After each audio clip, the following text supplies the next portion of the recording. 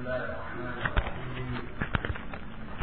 Assalamualaikum warahmatullahi wabarakatuh. Innal hamdalillah nahmaduhu ta'ala wa nasta'inuhu wa nastaghfiruh wa na'udzu billahi min shururi anfusina wa sayyiati a'malina. من يهده الله فلا مضل له ومن يضلل فلا هادي له أشهد أن لا إله إلا الله وحده لا شريك له وأشهد أن محمدا عبده ورسوله أما بعد فيقول ربنا تبارك وتعالى يا أيها الذين آمنوا اتقوا الله حق تقاته ولا تموتن إلا وأنتم مسلمون يا أيها الذين آمنوا اتقوا الله وقولوا قولا سديدا يصلح لكم أعمالكم ويغفر لكم ذنوبكم ومن يطع الله ورسوله فقد فاز فوزا عظيما. يقول نبينا عليه الصلاة والسلام فإن أصدق الحديث كتاب الله وخير الهدي هدي محمد صلى الله عليه وعلى آله وسلم وشر الأمور محدثاتها فإن كل محدثة بدعة وكل بدعة ضلالة وكل ضلالة في النار. إخواني في الدين رحمني ورحمكم الله. Kita memanjatkan segala puji dan syukur kehadirat Allah Subhanahu wa taala pada sore hari ini. Dengan seizin Allah kita kembali diperkenankan untuk bisa melanjutkan pelajaran kitab Tauhid karya Syekh Al-Imam Muhammad bin Abdul Wahhab rahimahullahu ta'ala. Pada pertemuan ini kita belum beranjak dari bab man tabarraka bi syajaratin aw hajarin wa nahwihima. Bab barang siapa yang mencari berkah dengan pohon atau dengan batu atau dengan yang sejenis keduanya.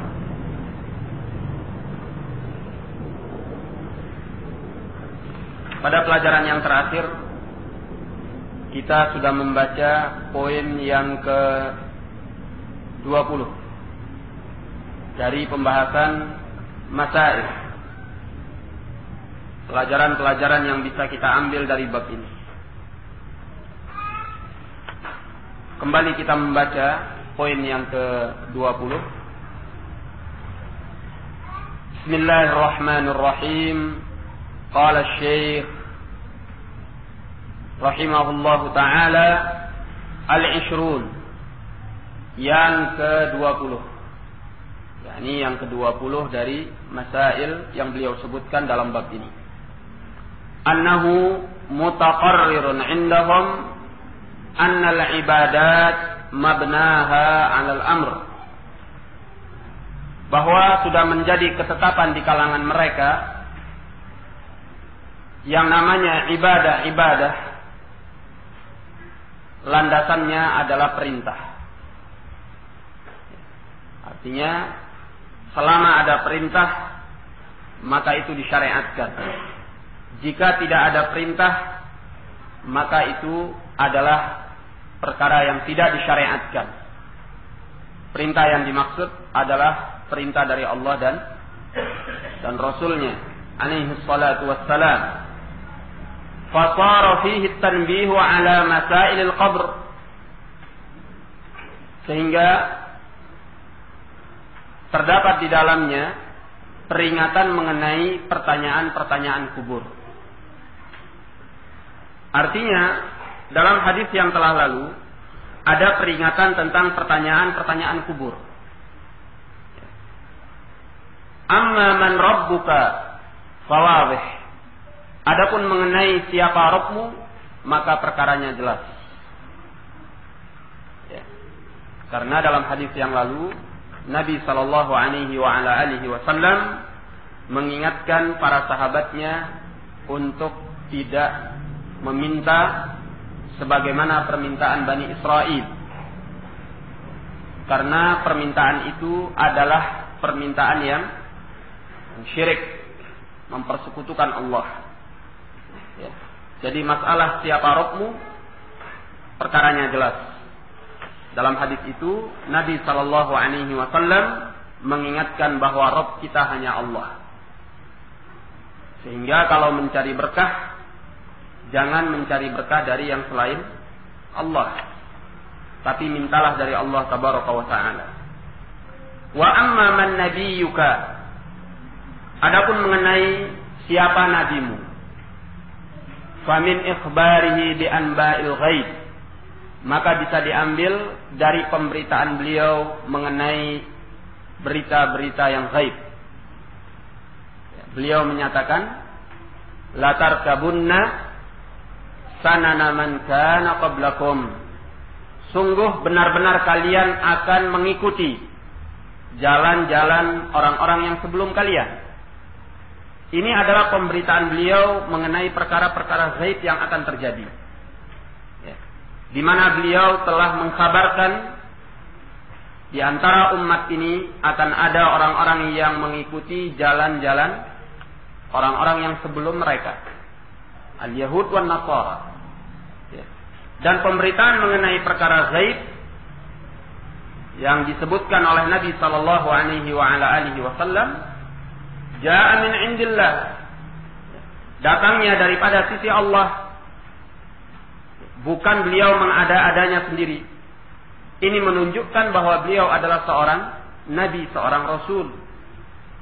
Karena tidak ada yang bisa memberitakan kabar gaib secara benar kecuali orang yang diangkat sebagai nabi dan rasul.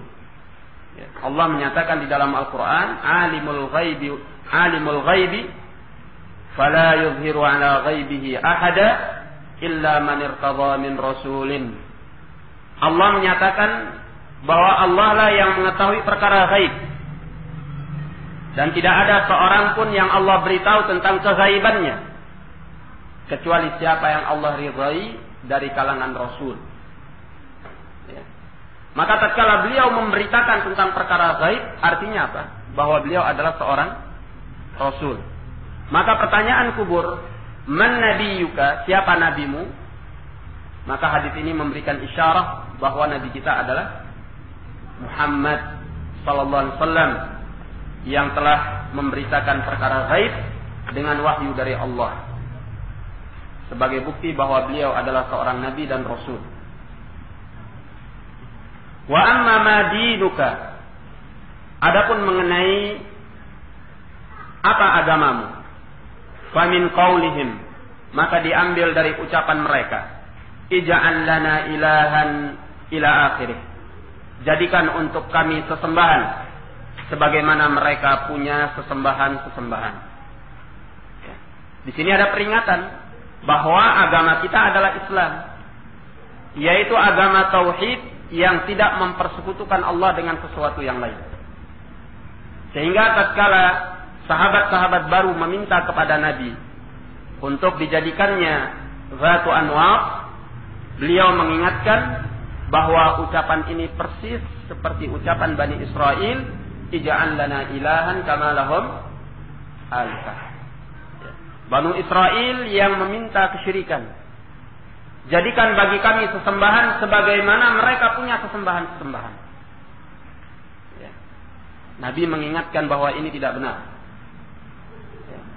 Karena agama kita adalah Islam yang menolak segala bentuk syirik. Nah, dan inilah kelebihan Syekh Muhammad bin Abdul Wahhab. Ya. Seperti yang pernah kita ingatkan bahwa beliau rahimahullah punya paham dakik.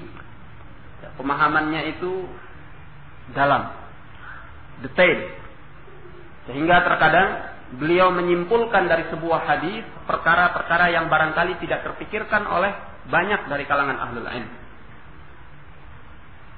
Ya, seperti permasalahan ini. Beliau bisa menyimpulkan dari hadis yang telah kita baca, hadis Abi Waqid Al-Laythi radhiyallahu an, ya, tentang adanya 3 pertanyaan kubur. Ya. Mengisyaratkan kepada 3 pertanyaan kubur. Man rabbuka wa ma nabiyyuka wa ma dinuk. Siapa Rabbmu dan siapa nabimu dan apa agamamu? Seperti yang tadi kita jelaskan. Nah, kemudian Al-Hadiyah wal Ishrun, yang ke-21, anna sunnata ahlil kitab madmumah ka sunnatil musyrikin. Bahwasanya sunnah ahlil kitab adalah tercela seperti sunnah orang-orang yang musyrik. Karena Nabi mengingatkan latar kabunna sanana man kana qablakum. Sungguh benar-benar kalian akan mengikuti sunnah-sunnah orang yang sebelum kalian. Ketika ditanyakan kepada beliau, faman hum, siapa mereka itu? Al-Yahudu wan Nasara. Mereka itu apakah Al-Yahud dan An-Nasara? Beliau menjawab, faman, maka siapa lagi kalau bukan mereka? Ya. Dan pemberitaan beliau ini, seperti yang sudah kita jelaskan, bukanlah bermaksud membolehkan untuk kita mengikuti sunnah-sunnah ahli kitab. Tapi justru pemberitaan beliau ini adalah larangan. Ya. Supaya kita jangan mengikuti sunnah-sunnah ahli kitab. Maka ini menunjukkan bahwa sunnah ahli kitab madmumah. Sebagaimana layaknya sunnah orang-orang yang musyrik. Oleh karena itu dilarang kita mencontoh, meniru, menyerupai ahlul kitab. Sebagaimana kita dilarang mencontoh, menyerupai al-kuffar wal musyrikin. Ya, al-kuffar wal musyrikin. Baik dalam hal penampilan yang identik dengan mereka. Ya.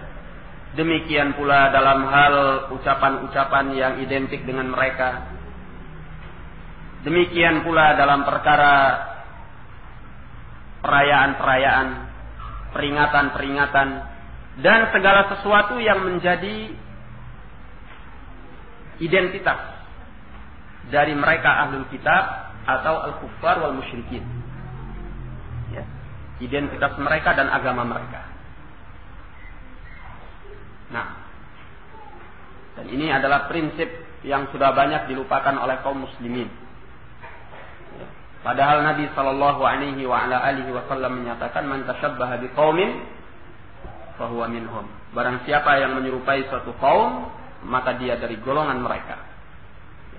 Seperti beberapa hari yang lalu kita melihat, ya, bisa kita menyaksikan di sekitar lingkungan kita bagaimana banyak dari kalangan muslimin ikut memperingati hari Paskah.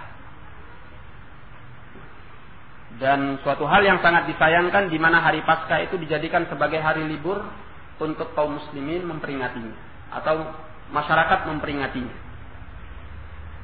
Ini jelas perkara yang bertentangan dengan sunnah Nabi Sallallahu Alaihi Wasallam. Ya. Sehingga pada hari-hari yang seperti ini, peringatan-peringatan yang seperti ini, ya, perayaan-perayaan yang seperti ini, hendaknya kita tetap sebagaimana biasanya.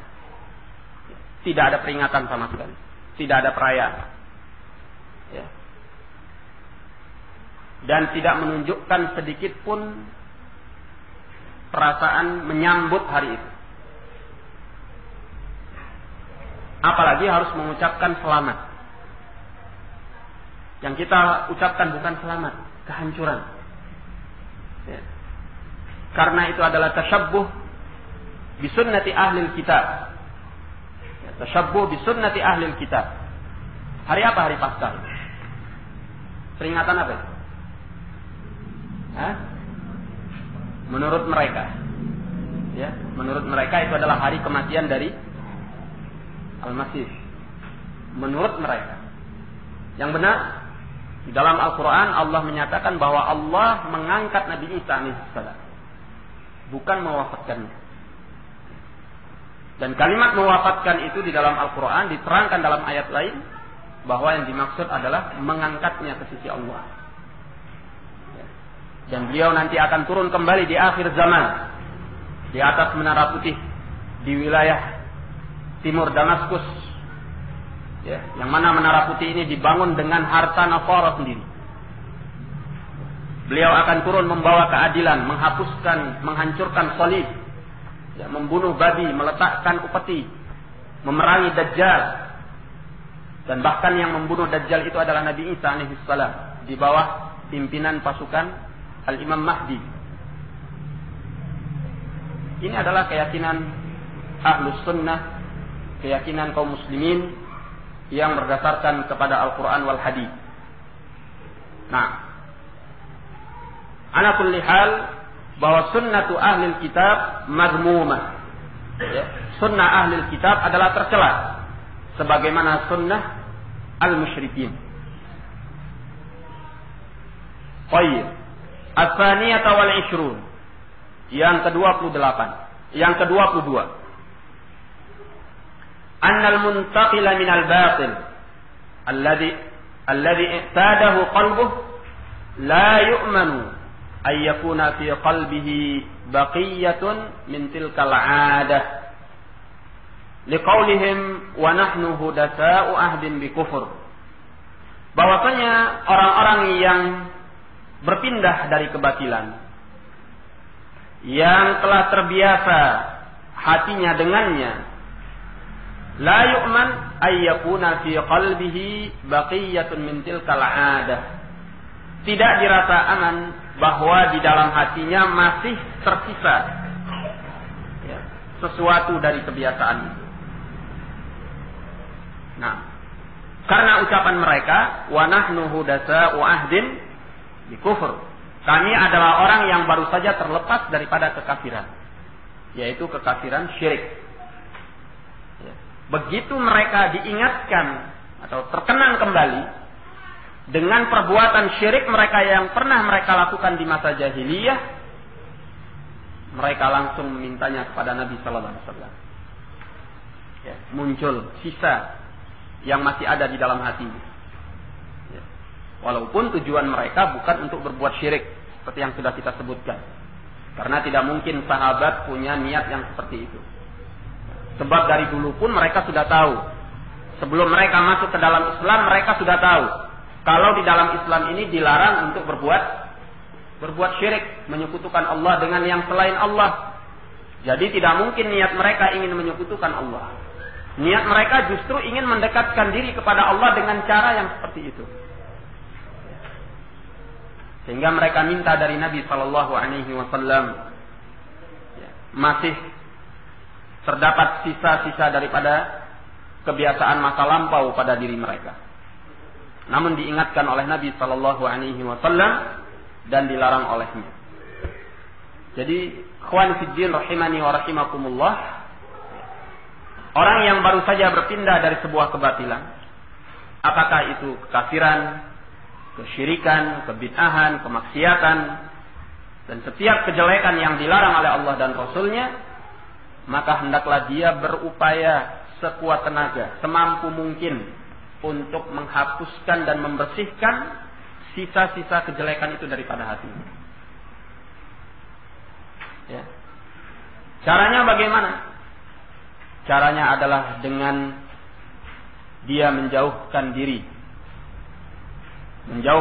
dari segala bentuk sarana dan sebabnya, ya, menjauhkan diri dari segala tempatnya, dan menjauhkan diri dari setiap orang-orang yang masih melakukannya.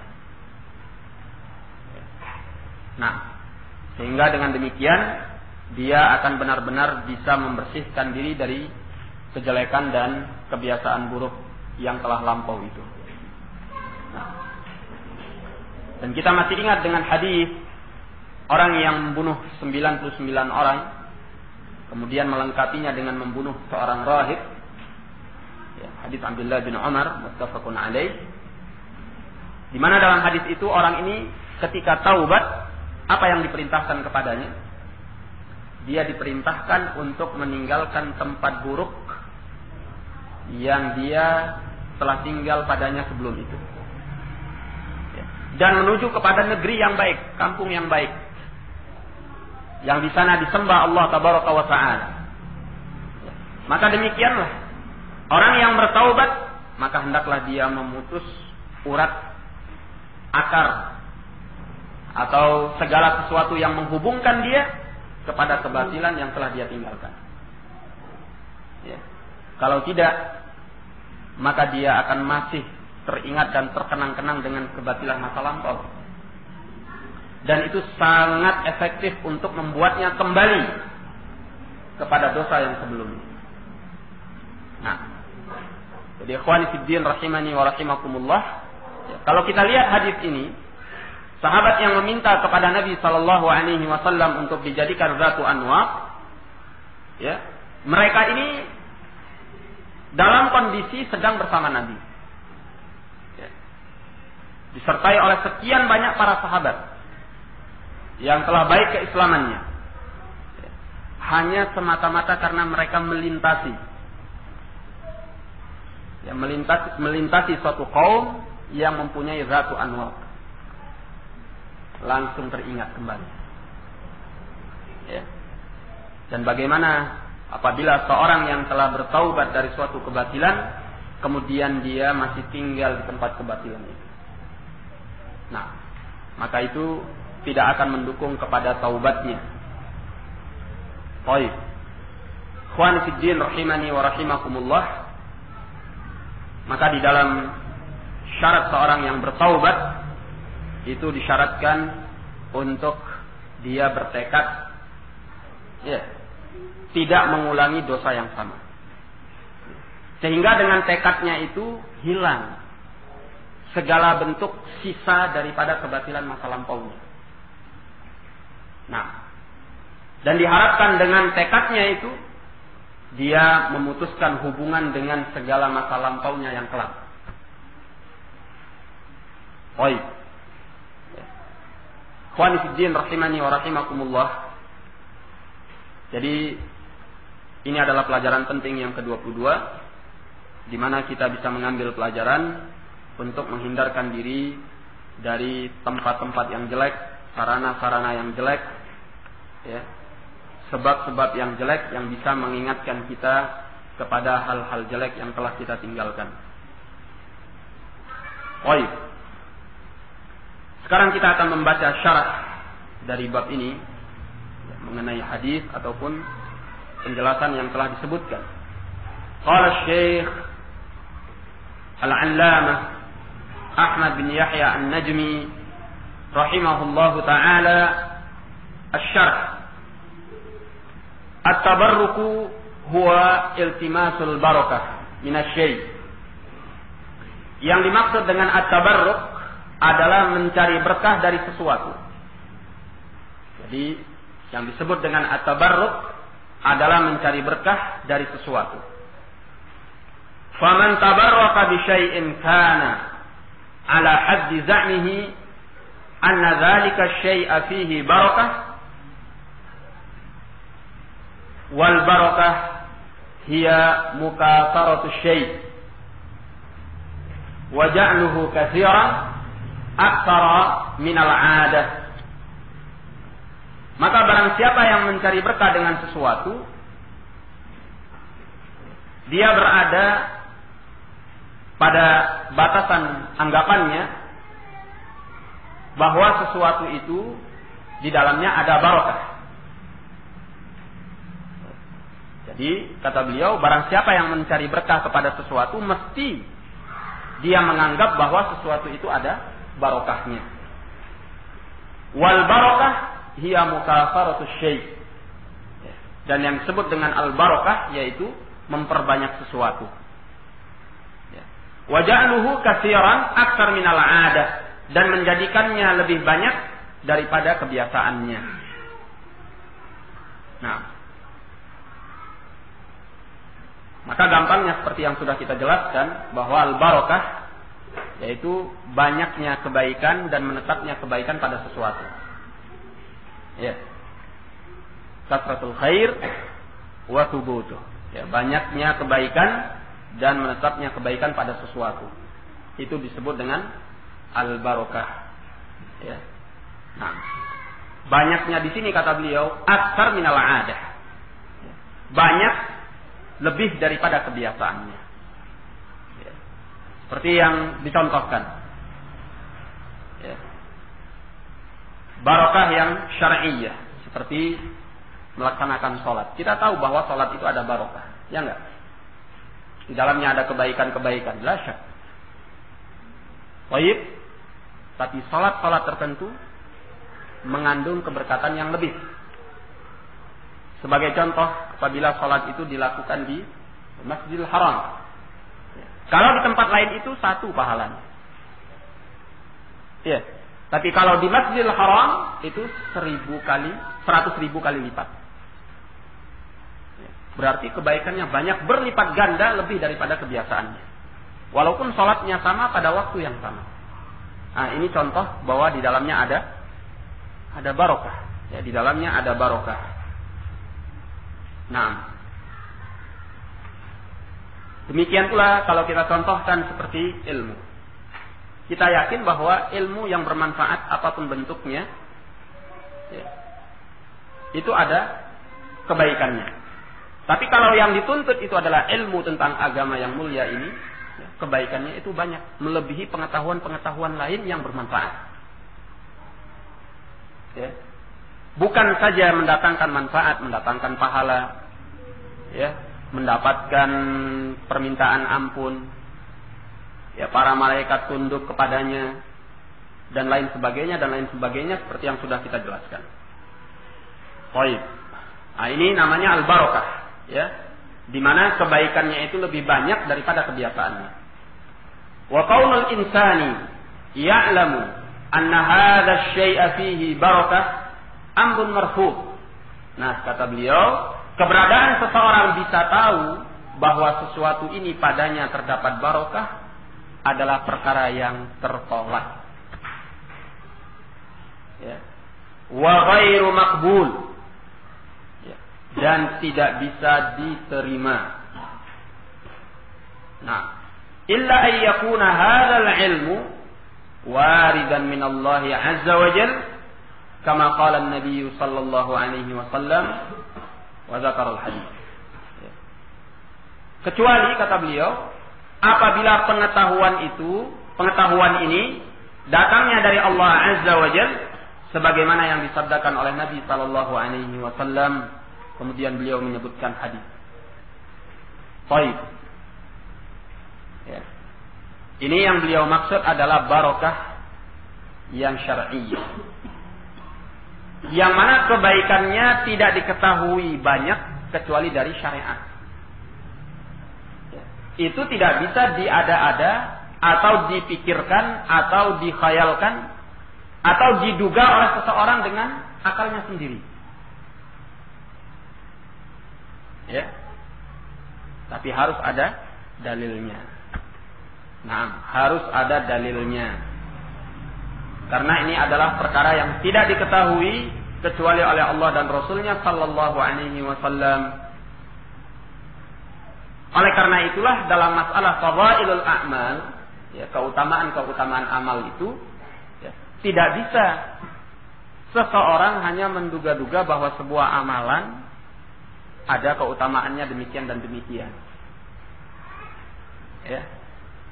Makanya pendapat yang benar bahwa beramal dengan fadhailul a'mal dalam hadis yang dhaif tidak dibenarkan. Sebab mengenai keutamaan amal itu harus datangnya dari Allah dan Rasulnya. Kalau tidak, dari mana kita tahu bahwa itu mengandung kebaikan-kebaikan yang cukup banyak? Ya, baik itu sholat, baik itu puasa, ataupun amalan-amalan yang lain. Harus ada dalilnya dari Allah dan Rasulnya alaihi salatu wassalam. Ya. Nah, demikian pula ikhwani fiddin rahimani wa rahimakumullah. Perkara-perkara yang hissi, yang sifatnya bisa ditangkap oleh panca indera kita akan kemanfaatannya, akan kebaikannya yang cukup banyak, ini tentunya harus dengan penelitian dan pengalaman. Penelitian dan pengalaman membuktikan secara ilmu pengetahuan yang ilmiah bahwa ini mengandung kebaikan-kebaikan, kemanfaatan demikian dan demikian. Sehingga ada proses alamiahnya yang terbukti secara otentik. Barulah bisa kita katakan bahwa ini mengandung barokah. Ya, dari sisi dia mengandung zat ini yang bisa membawa kemanfaatan. Nah, tapi kalau hanya sekedar menduga-duga saja, itulah yang setelah kita pelajari masuknya ke dalam bab syirik yang kecil. Paham nggak? Di mana seseorang menjadikan sesuatu sebagai sebab padahal itu bukan sebab. Dia meyakini bahwa di dalamnya ada barokah padahal belum tentu ada barokah. Ya. Seperti orang yang menggantungkan tamimah. Ini tidak bisa dibuktikan secara penelitian yang ilmiah. Tidak pula secara pengalaman yang sahih bahwa dia membawa kemanfaatan yang banyak. Tidak ada lain kecuali hanya sugesti saja. Sehingga dia menjadikan ini sebagai sebab bisa untuk menolak penyakitnya. Maka ini masuknya nanti ke dalam syirik yang kecil. Maka orang yang menganggap pada sesuatu ada barokah, ini harus dengan amrun syar'i. Ya, ada dalilnya daripada Alkitab was sunnah. Atau kalau memang itu sesuatu yang bisa ditangkap oleh panca indera, ada pembuktiannya secara penelitian ilmiah yang otentik. Ya, oleh ahlinya. Nah, barakallahu fikum. Kalau tidak, maka apa yang kita sangka, apa yang kita anggap mengandung barokah, bisa membuat kita jatuh ke dalam syirik yang kecil, apabila kita menjadikannya sebagai sebab, padahal dia bukan sebab. Barakallahu fikum. Nah, kemudian kama qala Nabi sallallahu alaihi wa ala alihi wasallam, sebagaimana yang dinyatakan oleh Nabi sallallahu alaihi wa ala alihi wasallam, kulu fil qas'ati min jawanibiha, makanlah oleh kalian di dalam nampan itu dari sisi-sisinya, wala ta'kulu min wastiha, dan janganlah kalian makan dari tengahnya. Fa innal barakata tanzilu fi wastiha, karena keberkatan itu akan turun di tengahnya. Ya. Jadi kita mulai makan dari pinggir, ya, baru merayap ke tengah. Tapi kalau kita copot tengahnya dulu, khalas, hilang barokahnya. Karena barokah itu akan turun di tengahnya nanti. Baik, kalimat Nabi sallallahu alaihi wasallam, fa innal barakata tanzilu fi wastiha. Barokah itu akan turun di tengahnya. Sehingga jangan mulai dari tengahnya, dari pinggirnya. Nah, ketika kita sampai ke tengahnya, barokah itu telah turun di tengahnya. Begitu. Nah, ini ada dalilnya.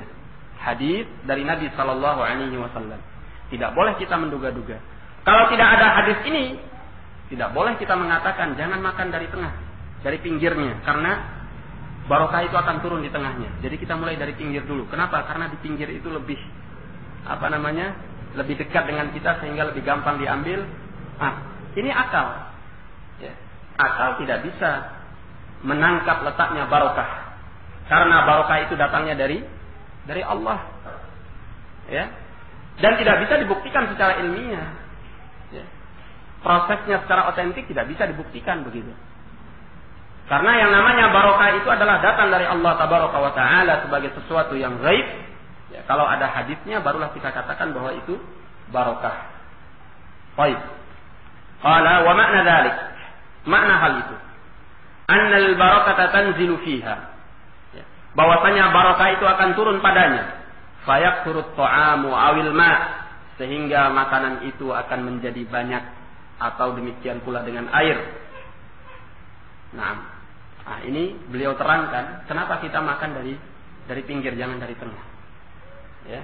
Kata Nabi bahwa barokah itu akan turun di tengahnya. Sehingga kalau nanti barokah turun di tengahnya, makanan itu jadi banyak. Ya.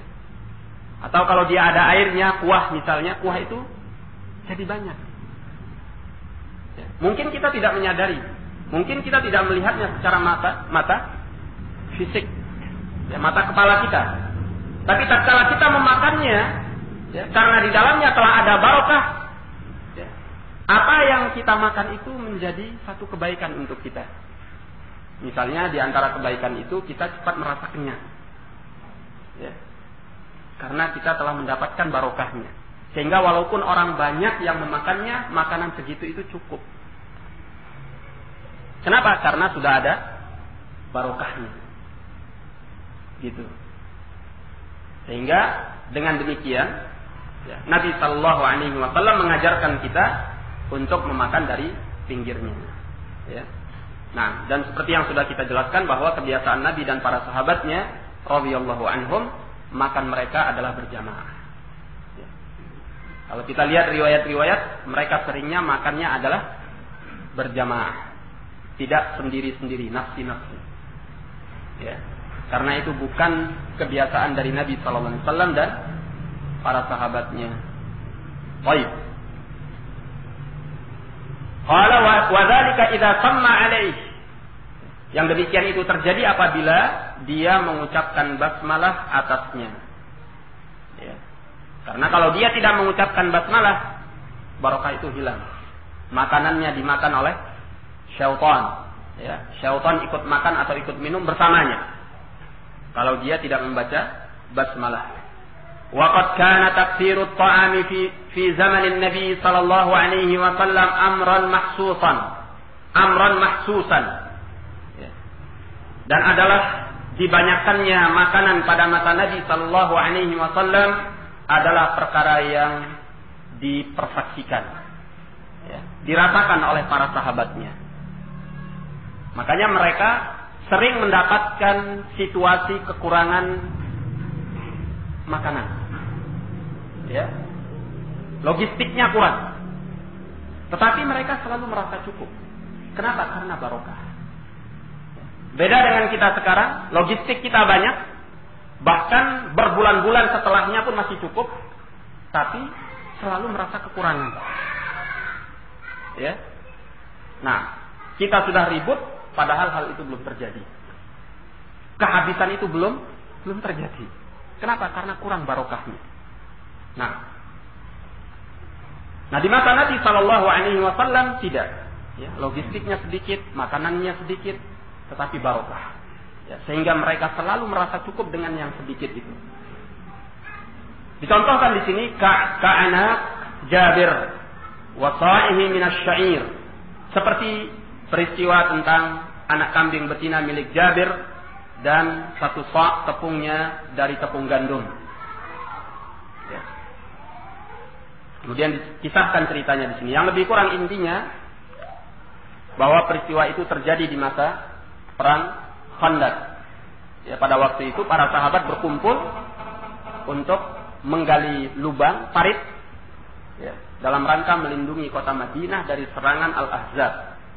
Ya, dari serangan pasukan Arab yang bersatu untuk menghabisi Nabi dan meluluh lantakkan kota Madinah. Ya, nah, di tengah mereka menggali Khandaq ini, mereka dalam keadaan lapar, tidak makan beberapa hari. Termasuk Nabi Sallallahu Alaihi Wasallam. Dalam peristiwa inilah kelihatan bahwa beliau meletakkan atau menyisipkan batu antara perut beliau dengan ikat pinggangnya untuk menahan lapar. Tatkala hal ini dilihat oleh Jabir radhiyallahu anhu, Jabir berbisik kepada Nabi sallallahu alaihi wasallam, mengundangnya untuk datang ke rumah. Ya. Dengan harapan bahwa Nabi tidak teriak kepada para sahabat bahwa Jabir punya makanan. Kenapa? Karena makanannya sedikit, hanya seekor anak kambing betina dan 1 sa' dari gandum. Tahu 1 sa'? 1 sa' itu 4 mud. 1 mud itu adalah ibaratnya 2 telapak tangan orang yang sedang dikumpulkan. Begini. Ya, 4 kali ini, ya, atau orang yang mungkin lebih gede lagi tangannya dari saya. Ya. 4 kali ini itu namanya 1 sa'. Atau kalau mau dikilogramkan sekarang yaitu sekitar 2,5 kilogram beras. Dari beras ya. Kalau ini gandum. 1 sa' gandum. Sedikit sekali. Sementara para sahabat itu berapa jumlahnya pada waktu itu? 1.400 orang atau 1.500 orang itu. Apakah itu cukup? Tidak cukup. Makanya Jabir datang kepada Nabi, berbisik-bisik, ya Rasulullah, aku punya makanan, silakan datang ke rumahku. Tapi Nabi SAW teriak, ya, wahai para sahabat Muhajirin, Ansar, Jabir punya makanan, ya Allah, kita berangkat ke rumahnya. Akhirnya para sahabat itu berbondong-bondong berangkat ke tempatnya Jabir.